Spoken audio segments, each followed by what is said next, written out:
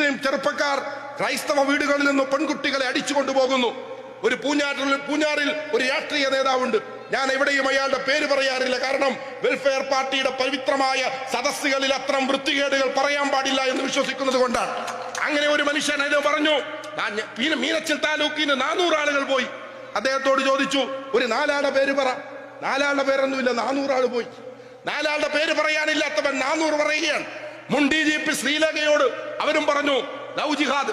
മാധ്യമപ്രവർത്തകർ ചോദിച്ചു, സുപ്രീം കോടതി നിരാകരിച്ച കാര്യം, ഇന്റലിജൻസ് തെളിവില്ലാത്ത കാര്യം, NIA തെളിവില്ലെന്ന് പറഞ്ഞ കാര്യം പിന്നെങ്ങനാ നിങ്ങൾ പറയുന്നത്? അവർ പറഞ്ഞു സംഭവിച്ചു. അല്ല മാഡം, നിങ്ങളുടെ വീട്ടിൽ നിന്ന് പോയോ? ഇല്ല. നിങ്ങൾക്കറിയുന്നവരുടെ വീട്ടിൽ നിന്ന് പോയോ? ഇല്ല. പരിചയക്കാരിൽ ആരെങ്കിലും വീട്ടിൽ നിന്ന് പോയോ? ഇല്ല. പിന്നെ എവിടുന്നാ പോയത്? എവിടുന്നെങ്കിലും പോയിട്ടുണ്ടാവും. തൃശ്ശൂരുകാരാണല്ലോ. പൂരത്തിൽ ഒരു ചൊല്ലുണ്ട്, പൂരത്തിൽ കണ്ട 2 ആളുകൾ. ഒരുത്തൻ പറഞ്ഞു, എടാ ഞാൻ ഇന്നലെ നിന്നെ പൂരപ്പറമ്പിൽ നിന്ന് കണ്ടല്ലോ. അപ്പൊ മറ്റവൻ പറഞ്ഞു, ഞാനതിന് പൂരത്തിന് പോയിട്ടില്ലല്ലോ. അപ്പൊ പറഞ്ഞവൻ പറഞ്ഞു, ഞാനും പോയിട്ടില്ലല്ലോ. പിന്നെ ആരാ പൂരത്തിന് കണ്ടത്? അങ്ങനെ ആരാണ്ട് കണ്ടെന്ന് പറയുന്നത് പോലെ എവിടെ നിന്നോ ആളുകൾ പോയി എന്നതാണ് ലവ് ജിഹാദിലെ നുണ. പക്ഷെ ആ നുണ കേരളത്തിലെ 2 സമുദായങ്ങളെ തമ്മിലടിപ്പിക്കുന്നതിൽ വിജയത്തിലേക്ക് എത്തുന്നു.